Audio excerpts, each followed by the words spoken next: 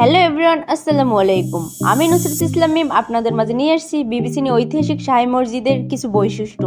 চলেন শুরু করা যাক। বরিশাল বিভাগে বরগুনা জেলায় বেতাগী থানায় বিবিসিনি গ্রামে এই ঐতিহাসিক শাহী মসজিদ নির্মাণ করা হয়। এই মসজিদের দৈর্ঘ্য ও প্রস্থ 33 ফুট, দেওয়ালগুলো 6 ফুট চওড়া বিশিষ্ট এবং উচ্চতা প্রায় 25 ফুট। দক্ষিণ ও উত্তর দিকে 3টি দরজা রয়েছে, তবে মসজিদটিতে মূল প্রবেশদ্বার একটি।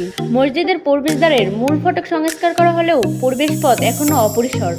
মসজিদের ব্যবহৃত ইটগুলো মোগল আমলের তৈরি, যার দৈর্ঘ্য 12 ইঞ্চি, প্রস্থ 10 ইঞ্চি আর চওড়া 2 ইঞ্চি। সমতল ভূমি থেকে 30 ফুট সউচ্চ টিলারের উপর দিগন্তরের মাঝে দাঁড়িয়ে আছে এই মসজিদ। শাহ নিয়ামতুল্লাহর কন্যা চিনি বিবি নামের সাথে মিল রেখে মসজিদের নাম দেওয়া হয় বিবিসিনি শাহী মসজিদ। শাহ নিয়ামতুল্লাহ এই মসজিদকে কেন্দ্র করে এই অঞ্চলে ইসলাম প্রচার শুরু করেন। ইসলাম প্রচারের কেন্দ্রবিন্দু হয়ে ওঠে এই মসজিদ। এই মসজিদটি নিঃসন্দেহে একটি বিস্ময়কর স্থান হিসেবে গুরুত্ব বহন করে আসছে। মসজিদ ঘিরে রয়েছে অনেক অলৌকিক ঘটনার কাহিনী ও নানা ধরনের ইতিহাস। তখনকার সময় বিষখালী নদীর পানি ছিল লবণাক্ত। সুপে পানির অভাবে জনগণ কষ্ট পেত। শাহ নিয়ামতুল্লাহ মানুষের এই কষ্টের কথা অনুভব করে তার সাধকতার আশ্চর্য তসবিটি বিষখালী নদীতে ধুয়ে দিলে পানি হয়ে যায় সুপে। আজও সেই পানি একান্তই অবস্থায় আছে।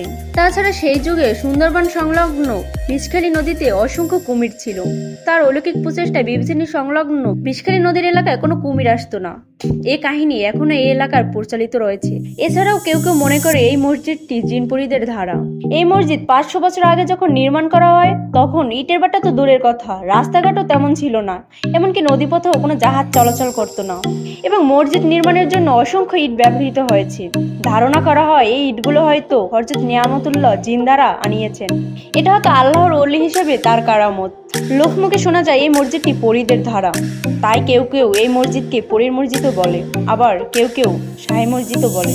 নেক মাকসুদ পূর্ণতা লাভের উদ্দেশ্যে প্রতিদিন অসংখ্য মানুষ এই মসজিদে ইবাদত বন্দেগী করতে আসেন এবং প্রচুর দান করেন। আমাদের এই ঐতিহাসিক মসজিদটিকে নিয়ে আমরা গর্ব করি যে আমাদের গ্রামে এমন একটি মসজিদ তৈরি করেছেন।